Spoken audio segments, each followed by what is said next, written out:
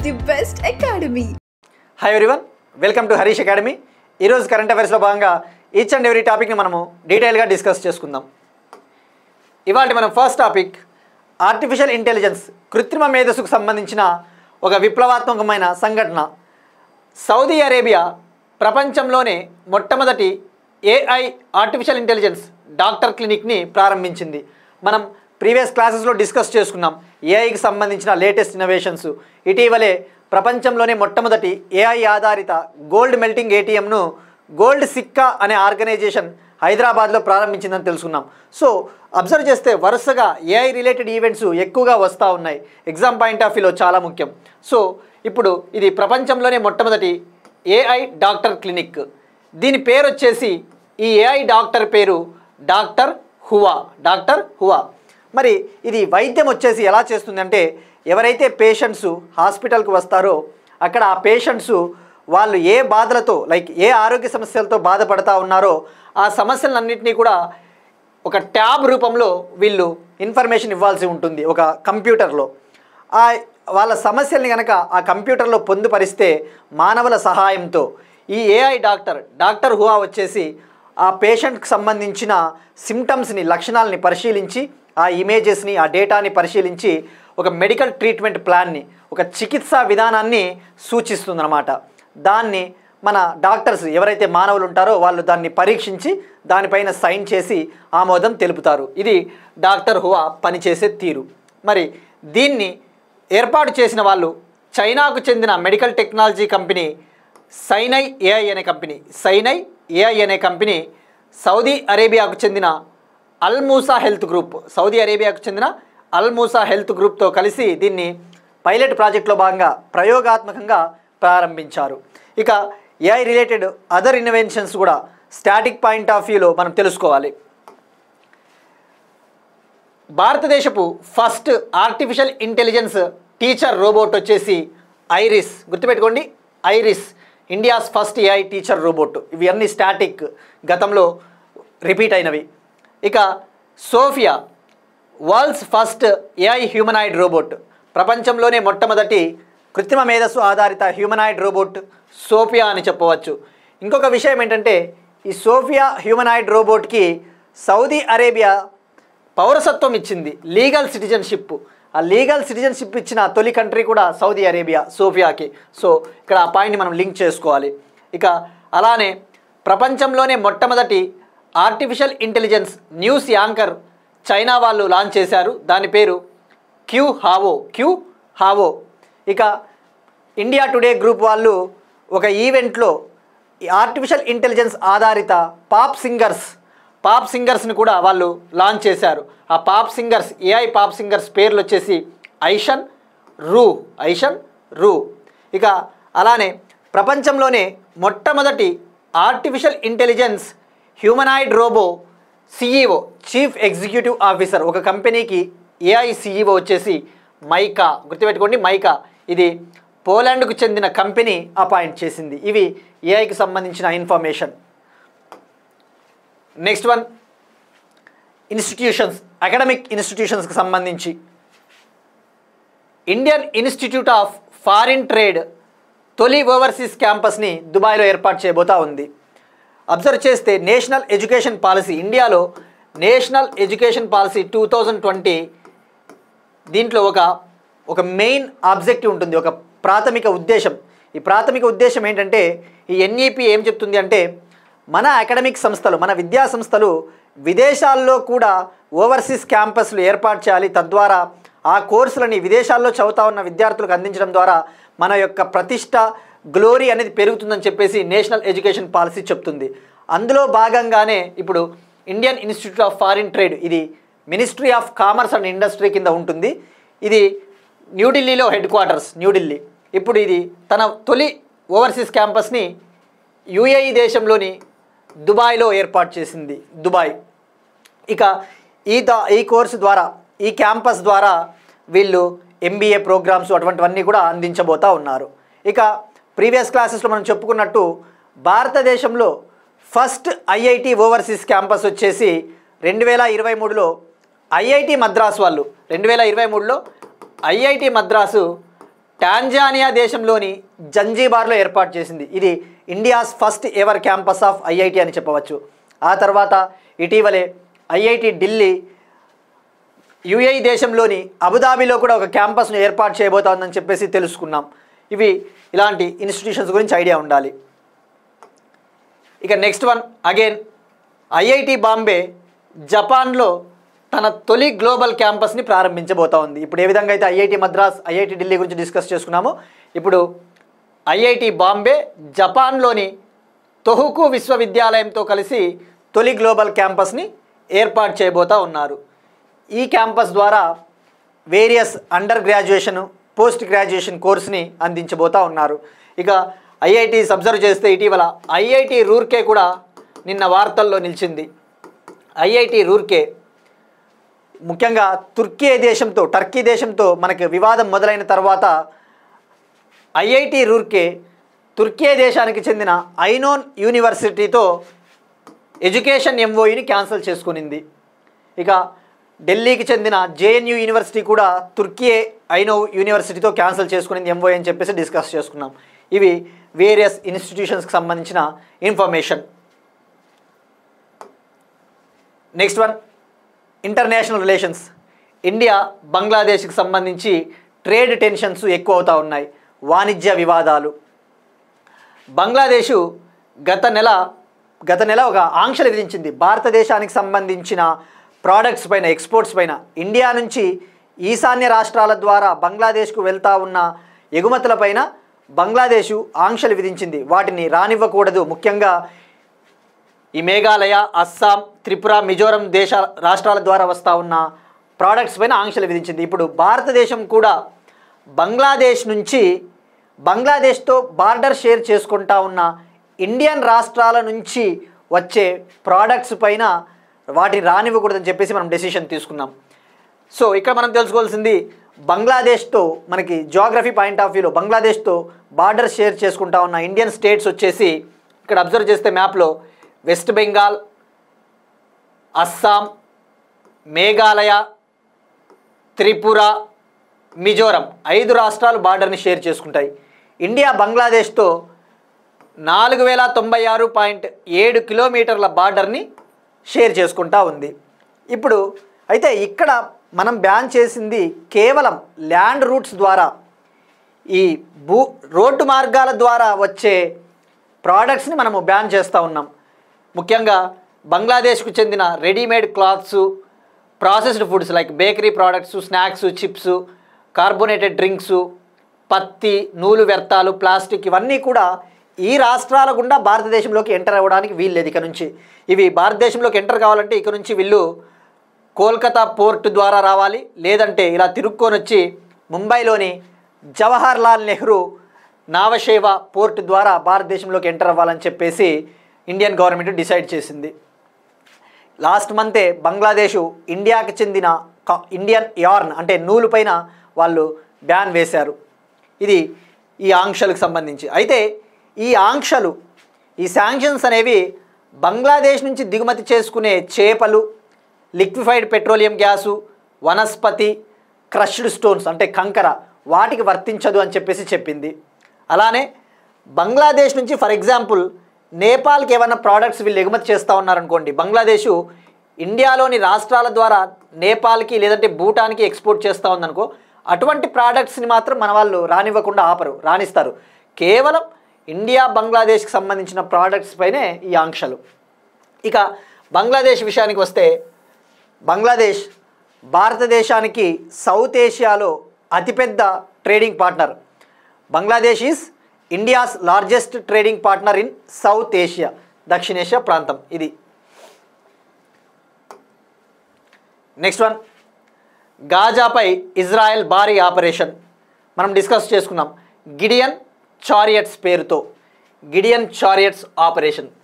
ఈ ఆపరేషన్ పేరిట Israel Gaza పైన దాడులు చేస్తూ ఉంది.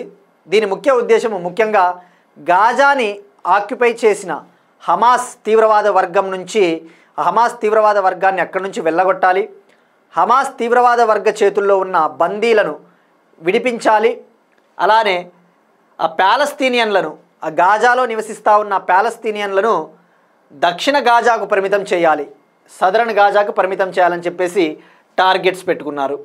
ఇక మనం డిస్కస్ చేసుకున్నట్టు నెట్జారిమ్ కారిడార్, ఇది ఉత్తర గాజాని దక్షిణ గాజాని విడదీసే ఒక ల్యాండ్ కారిడార్ అని చెప్పేసి మనం డిస్కస్ చేసుకున్నాం. ఇక ట్రంప్ కూడా ప్రకటించాడు, ఈ గాజాని మేము తీసేసుకొని దీన్ని ఒక స్వేచ్ఛా వాణిజ్య మండలంగా స్వేచ్ఛా మండలంగా ప్రకటించాలనుకుంటున్నాము అని చెప్పేసి చెప్పారు.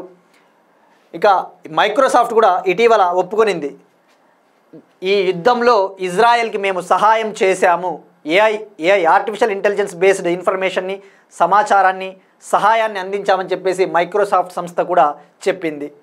ఇక ట్రంప్ కూడా ముఖ్యంగా గాజాలో నివసిస్తూ ఉన్న పాలస్తీనియన్లని లిబియా ప్రాంతానికి శరణార్థులుగా పంపాలి, ఈ గాజా ప్రాంతాన్ని ఖాళీ చేయించాలని చెప్పేసి ట్రంప్ కూడా భావిస్తూ ఉన్నాడు.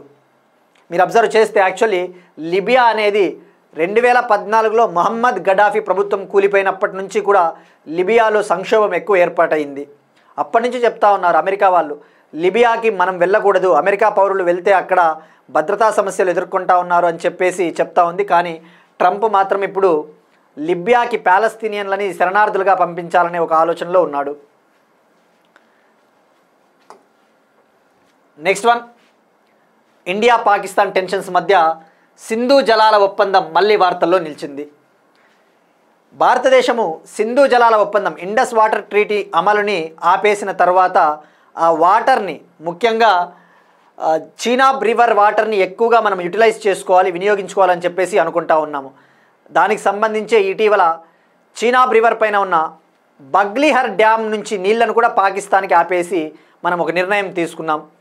ఇప్పుడు ఆ చీనాబ్ నది పైన ఉన్న రణబీర్ కాలువ పనులను, రణబీర్ కెనాల్ పనులను కూడా విస్తరించాలి, తద్వారా ఆ వాటర్ని చీనాబ్ రివర్ వాటర్ని మనం ఎక్కువగా యూటిలైజ్ చేసుకోవచ్చు అని చెప్పేసి ఇండియన్ గవర్నమెంట్ భావిస్తూ ఉంది. ఇక్కడ మనకి ఎగ్జామ్ పాయింట్ ఆఫ్ వ్యూలో ఈ రణబీర్ కెనాల్ అనేది ఏ రివర్ అంటే Chenab river, geography point of వ్యూలో. ఎందుకంటే పాకల్ కుల్ డ్యామ్ కూడా ఈ మధ్య మనం చూసాం ఇటీవల. పాకల్ కుల్ డ్యామ్కి సంబంధించిన ఎలక్ట్రిసిటీ లింక్ను కూడా భారత ప్రభుత్వము అభివృద్ధి చేస్తూ ఉంది, అది కూడా చీనాబ్ రివర్. మనకి జాగ్రఫీ పాయింట్ ఆఫ్ వ్యూలో తప్పకుండా అడుగుతారు, బాగ్లీహర్ డ్యామ్ ఏ రివర్ పైన ఉంది ఆ టైపు. ఇక ఇండస్ వాటర్ ట్రీటీ విషయానికి వస్తే ఇది మనం గతంలో డిస్కస్ చేసుకున్నట్టు 1960లో ప్రపంచ బ్యాంకు మధ్యవర్తిత్వాన ఏర్పాటైన ఒప్పందము. ఈ ఒప్పందం ద్వారా యాక్చువల్లీ ఎక్కువగా లాభపడేది పాకిస్తానే. ఇండస్ వాటర్కి సంబంధించి ట్రిబ్యూటరీస్ ఉపనదుల్లో తూర్పు దిక్కున ప్రవహించే నదులు బియాస్, రావి, సట్లజ్ వీటిని మనం వినియోగించుకుంటాం నీళ్ళని. పశ్చిమ దిక్కున వెళ్ళే జీలం, చీనాబ్, ఇండస్ వాటరు పాకిస్తాన్ వినియోగించుకుంటుంది. అయితే పశ్చిమ దిక్కున ప్రవహిస్తూ ఉన్న ఈ నదుల వాటర్ని కూడా మనము లిమిటెడ్గా పరిమితంగా వాడుకోవచ్చు మన నీటిపారుదల అవసరాల కోసము, వ్యవసాయానికి సంబంధించి. ఇక్కడ ఈ ఒప్పందం ప్రకారము 80% నీళ్లను పాకిస్తానే వినియోగించుకుంటుంది ఇండస్ వాటర్ ట్రీటీ ప్రకారం. మనం కేవలం 20% నీళ్లను మాత్రమే వినియోగించుకుంటాం. ఇది ఈ పాయింట్ చాలా ఇంపార్టెంట్, స్టేట్మెంట్స్లో అడగడానికి ఛాన్సెస్ ఉంటాయి.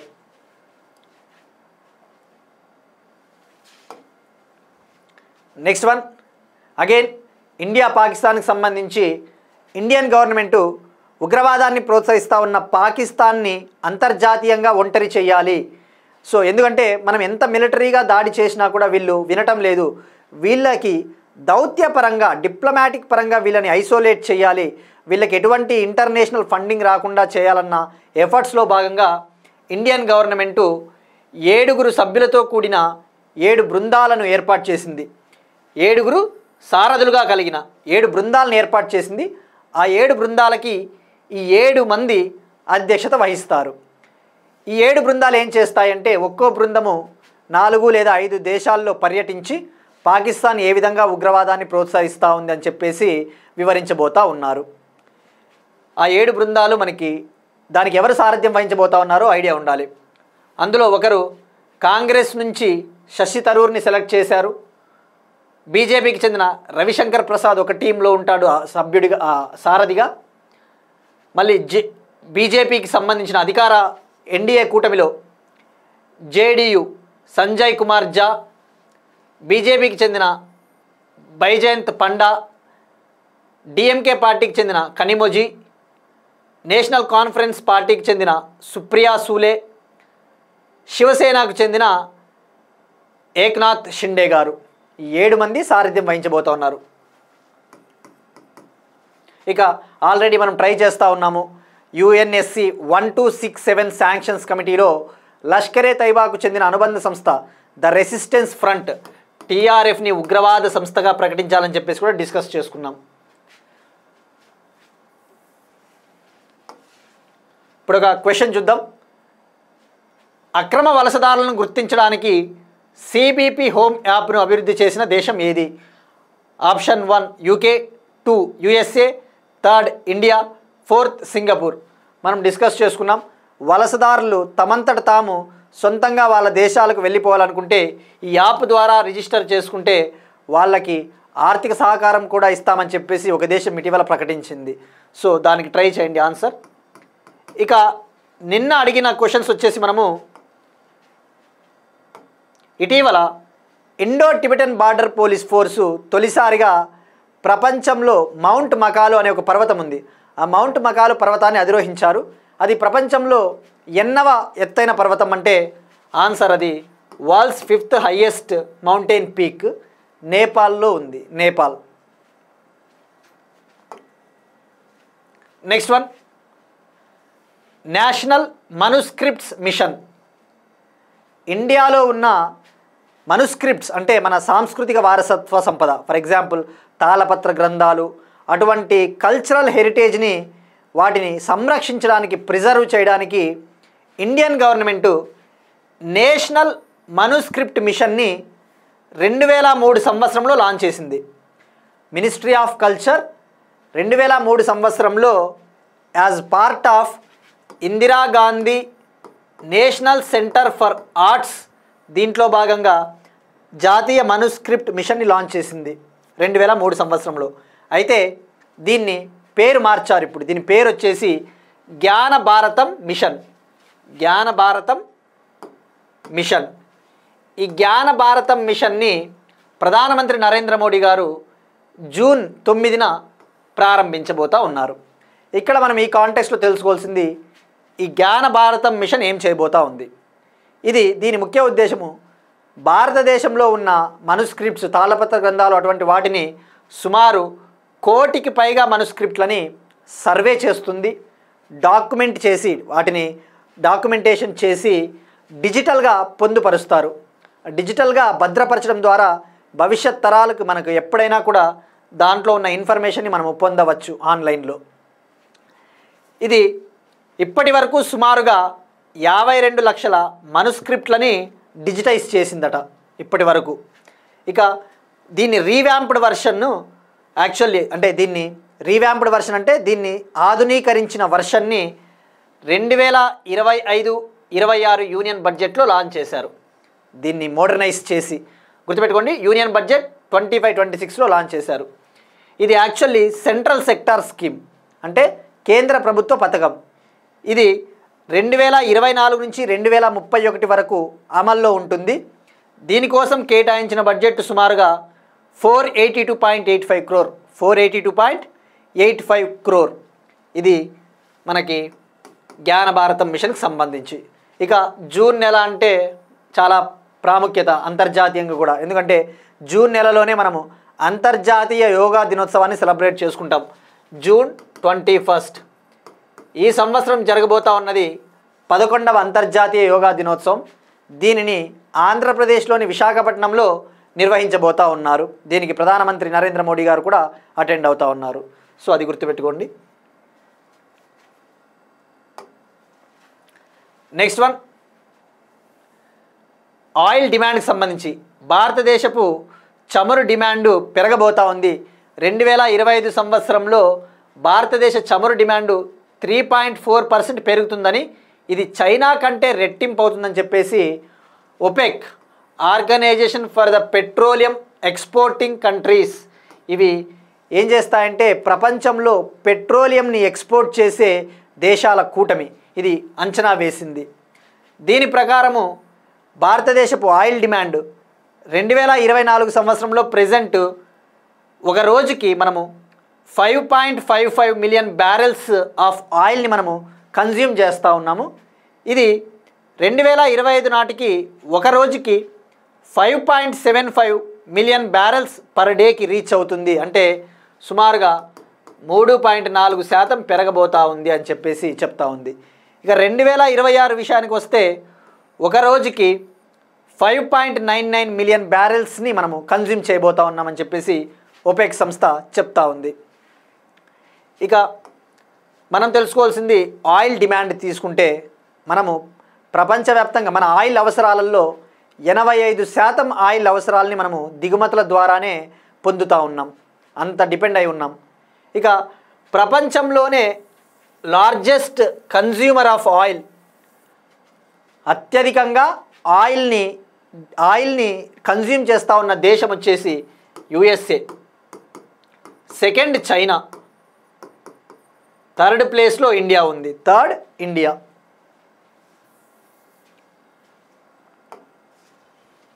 Next one, real time intelligence sharing కోసం భారతదేశంలో మొట్టమొదటి బహుళ ఏజెన్సీ కేంద్రం, మల్టీ ఏజెన్సీ సెంటర్. ఇండియాలో మనం ముఖ్యంగా టెర్రరిజం లాంటి సమస్యలను ఎదుర్కొంటూ ఉంటాం. సో భారతదేశ వ్యాప్తంగా ఉన్న ఎటువంటి ప్రాంతం నుంచి అయినా కానీ, ఐలాండ్ టెరిటరీసు, ద్వీపాల నుంచి, లేదంటే హై ఆల్టిట్యూడ్ టెరిటరీసు, లేదంటే ముఖ్యంగా నక్సల్ అఫెక్ట్ ప్రాంతాలు, ఉగ్రవాదంతో బాధపడతా ఉన్న ప్రాంతాల నుంచి మనకు అవసరమైన ఇన్ఫర్మేషన్ని ఎప్పటికప్పుడు పొందాలి అంటే ఒక సెంటర్ మనకు అవసరం అన్నమాట. దాన్నే మల్టీ ఏజెన్సీ సెంటర్ అంటారు. దీన్ని ఆధునీకరించిన, అంటే దీన్ని రీవ్యాంప్ చేసిన, మోడర్నైజ్ చేసిన బహుళ ఏజెన్సీ కేంద్రం మల్టీ ఏజెన్సీ సెంటర్ని 500 కోట్ల ఖర్చుతో దీన్ని హోమ్ మినిస్టర్ అమిత్ షా గారు ప్రారంభించారు. ఇది ఇంటెలిజెన్స్ బ్యూరో ఐబీ కింద పనిచేస్తుంది. గుర్తుపెట్టుకోండి, ఐబీ. ఇది ఏం చేస్తుంది అంటే భారతదేశంలో ఉన్న వివిధ రకాల పోలీస్ ఆర్గనైజేషన్స్ నుంచి, for example research and analysis wing రా, IB, CRPF, CAPF, state police డిపార్ట్మెంట్లు, ఇటువంటి డిపార్ట్మెంట్లు సుమారుగా 28 డిపార్ట్మెంట్ల నుంచి సమాచారాన్ని సేకరించి ఇది చాలా దేశ భద్రతకు ఉపయోగపడుతుందని చెప్పవచ్చు. గుర్తుపెట్టుకోవాల్సింది 28 డిపార్ట్మెంట్స్, 28 ఆర్గనైజేషన్స్. ఇక దీన్ని 2001లోనే ఏర్పాటు చేశారు. కార్గిల్ వార్ తర్వాత 2001లోనే ఏర్పాటు చేశారు. అయితే దీన్ని ఇప్పుడు రీవ్యాంప్ చేసి టెక్నాలజీల సహాయంతో ఆధునీకరించి మళ్ళీ ప్రారంభించారు. నెక్స్ట్ వన్, క్లైమేట్ చేంజ్ ఎక్కువ అవుతా ఉన్న సందర్భంగా క్లైమేట్ చేంజ్ని ఎదుర్కోవడానికి టెక్నాలజీలు, ముఖ్యంగా గ్రీన్ టెక్నాలజీలు, హరిత ఇంధనానికి సంబంధించిన టెక్నాలజీలని తయారు చేయడము చాలా ఇంపార్టెంట్. సో అటువంటి క్లైమేట్ టెక్నాలజీలని డెవలప్ చేసే స్టార్టప్లకు, కంపెనీలకు ఊతమివ్వడానికి, ఆర్థిక సహాయము, మెంటార్షిప్ ఇవ్వడానికి department for promotion of industry and internal trade GEAPP అనే ఒక సంస్థతో ఒప్పందం కుదుర్చుకునింది. ఆ సంస్థ పేరు వచ్చేసి global energy alliance for people and planet. Global energy alliance for people and planet. ఈ ఒప్పందం ద్వారా ఏం చేయబోతా ఉంది అంటే ఏ కంపెనీలు అయితే ఇటువంటి హరిత టెక్నాలజీలు, గ్రీన్ టెక్నాలజీస్ని తయారు చేస్తాయో వాటికి మెంటార్షిప్, ఫండింగ్ ఇవ్వడం జరుగుతుంది. ఇందులో భాగంగా ఈ గ్లోబల్ ఎనర్జీ అలయన్స్ సంస్థ ఎనర్జీ ట్రాన్సిషన్స్ ఇన్నోవేషన్ ఛాలెంజ్ అనే ఒక కాంపిటీషన్ని, పోటీని నిర్వహిస్తుంది. ఏ కంపెనీలు అయితే అత్యుత్తమ టెక్నాలజీలని తయారు చేస్తాయో ఆ కంపెనీలకు సుమారుగా $5 లక్షల రివార్డు, ఆర్థిక సహాయం అందించడం జరుగుతుంది. ఇది MOU. నెక్స్ట్ వన్, కోరల్ రీఫ్స్కి సంబంధించి ఆల్రెడీ మనం డిస్కస్ చేసుకున్నాం ప్రీవియస్ క్లాసెస్లో. ప్రపంచం ప్రస్తుతం 4th గ్లోబల్ కోరల్ బ్లీచింగ్ ఈవెంట్ని చూస్తూ ఉంది. 4th mass global coral bleaching ఈవెంట్ని మనము విట్నెస్ చేస్తూ ఉన్నాము, చవి చూస్తూ ఉన్నాము. అంటే ఏంటి కోరల్ బ్లీచింగ్ అంటే? కోరల్స్ అనే జీవులు, ఇవి సముద్రాల్లో నివసిస్తాయి. కోరల్ పొలిప్స్ అనే సముద్ర జీవులు, చిన్న మైక్రో ఆర్గానిజమ్స్. ఇవి ఆల్రెడీ చచ్చిపోతూ ఉన్నాయి. ముఖ్యంగా క్లైమేట్ చేంజ్ పెరగడం వల్ల. సో ఈ 4th mass global coral bleaching వల్ల ఆల్రెడీ ప్రపంచవ్యాప్తంగా ఉన్న సముద్ర పగడపు దిబ్బల్లో 84% నశించాయి, క్షీణించినాయని చెప్పేసి మనం డిస్కస్ చేసుకున్నాం. ఈ నెంబర్ చాలా ఇంపార్టెంట్.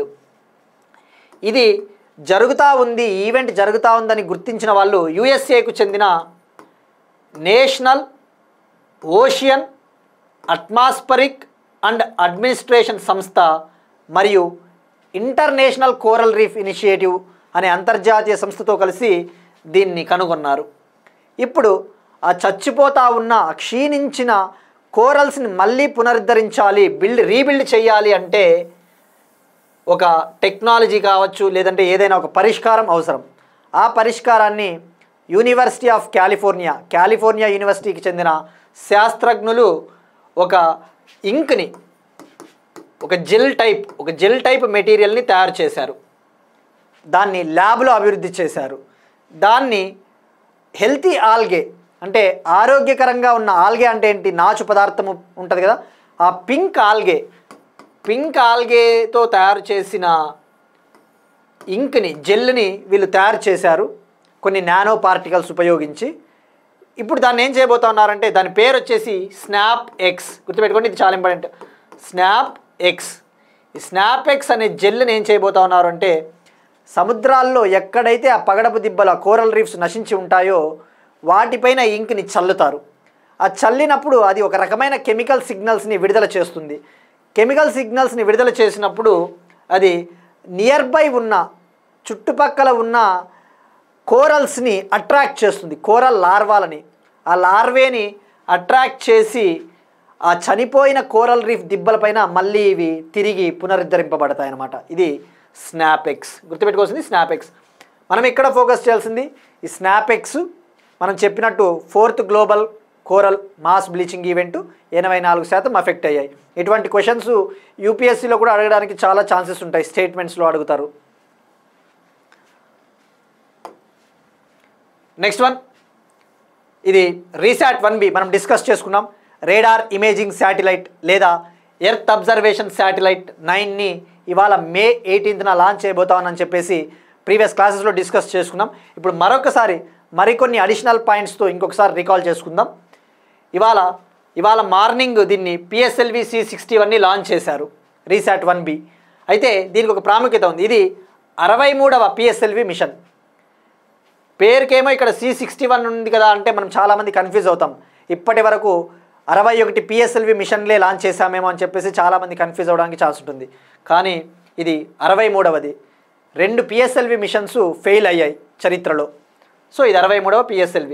ఇక ఓవరాల్గా ఇస్రోకు చెందిన 101వ మిషన్ అని గుర్తుపెట్టుకోండి. ఇస్రోకు చెందిన 101 మిషన్. ఈ 2 పాయింట్లు చాలా ఇంపార్టెంట్, స్టేట్మెంట్స్లో అడుగుతాడు. దీన్ని శ్రీహరికోటలోని Satish Dhawan space centre first launch pad అక్కడ లాంచ్ చేశారు. దీని వెయిట్ వచ్చేసి అప్రాక్సిమేట్, ఖచ్చితంగా చెప్పాలి అంటే 1696.24 1696.24 kg, అంటే అప్రాక్సిమేట్లీ 1700 kg అని చెప్పవచ్చు. దీన్ని భూమికి 529 కిలోమీటర్ల ఎత్తులో అనగా సన్ సింక్రోనస్ పోలార్ ఆర్బిట్లో ప్రవేశపెట్టనున్నారు. దీని మిషన్ లైఫ్ వచ్చేసి 5 ఇయర్స్. ఇక అప్లికేషన్స్ చెప్పుకున్నట్టు ఇది దేశ భద్రత కోసం, మిలిటరీ కోసము, అలానే అగ్రికల్చరు, ఫారెస్ట్రీ మానిటరింగు. ఎందుకంటే ఇది ఎర్త్ అబ్జర్వేషన్ శాటిలైట్ కాబట్టి చెట్లను, అడవులని మానిటర్ చేస్తుంది. నగర ప్రణాళిక కోసం ఉపయోగపడుతుంది, urban planning, national security, disaster management, విపత్తు నిర్వహణకి ఉపయోగపడుతుందని చెప్పవచ్చు. ఇది మనకు ఇందులో వాడిన రేడార్ కూడా సింథటిక్ అపర్చర్ రేడార్ అని చెప్పేసి డిస్కస్ చేసుకున్నాం. అంటే డే అండ్ నైట్ ఇది ఎర్త్ని ఇమేజెస్ తీయగలదు. నెక్స్ట్ వన్, స్పోర్ట్స్కి సంబంధించి Magnus Carlsen versus the world competition.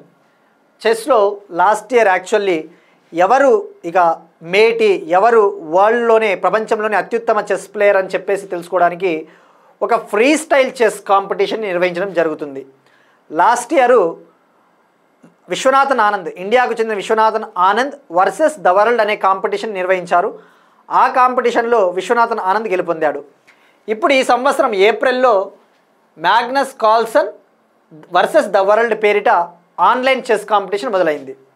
ఇక్కడ ఏం చేస్తారంటే ఈయన ఒక సైడ్ ఉంటాడు, అవతలంతా అపోజిట్ వచ్చేసి ఆన్లైన్లో సుమారుగా 140,000 మంది ఆన్లైన్లో ఆడతారు ఈ గేమ్ని అందరూ కలిసి. అంటే ఎట్లా ఆడతారంటే ఫర్ ఎగ్జాంపుల్ ఈ చెస్ గేమ్లో ఈయన ఒక పావును కదిపాడు, ఒక పావును కదిపిన తర్వాత వాళ్ళు ఆన్లైన్లో ఉన్న వాళ్ళంతా కలిసి దాదాపు 24 గంటల పాటు టైం తీసుకొని ఆన్లైన్ పోల్ ద్వారా ఒక ఎత్తు ముందుకు జరపడం జరుగుతుంది. అంటే ఫర్ ఎగ్జాంపుల్ ఇతను ఒక పావు కదిపిన తర్వాత వీళ్ళు ఏం చేస్తారంటే ఆపోజిట్లో ఉండేవాళ్ళు నెక్స్ట్ మనం ఏం స్టెప్ వేయాలి అని చెప్పేసి ఆలోచిస్తారు.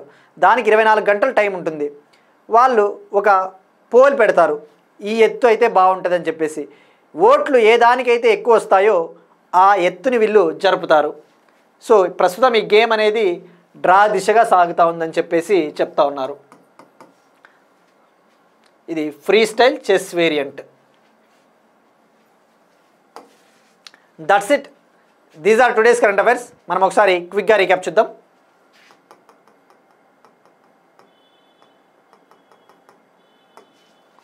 ప్రపంచంలోనే మొట్టమొదటి ఏఐ డాక్టర్ క్లినిక్ సౌదీ అరేబియాలో ప్రారంభం. దుబాయ్లో ఏర్పాటు కానున్న Indian institute of foreign trade తొలి ఓవర్సీస్ క్యాంపస్. జపాన్లో తొహుకో విశ్వవిద్యాలయంతో కలిసి తొలి గ్లోబల్ క్యాంపస్ను ప్రారంభించనున్న ఐఐటి బాంబే. ఇండియా బంగ్లాదేశ్ వాణిజ్య వివాదాలు. Gideon Chariots operation.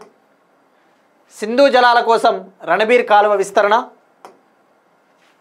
పాక్పై దౌత్య యుద్ధానికి 7 బృందాలు. జ్ఞాన భారతం మిషన్. 2025లో భారతదేశ చమురు డిమాండ్ అంచనాలు OPEC. Real time intelligence sharing కోసం భారతదేశంలో మొట్టమొదటి బహుళ ఏజెన్సీ కేంద్రం. DPIIT inks pact with GEAPP. Snap X ink RISAT 1B satellite. Magnus Carlsen versus the World Chess Competition. That's it. These are today's current affairs and we'll meet you again tomorrow. Thank you everyone.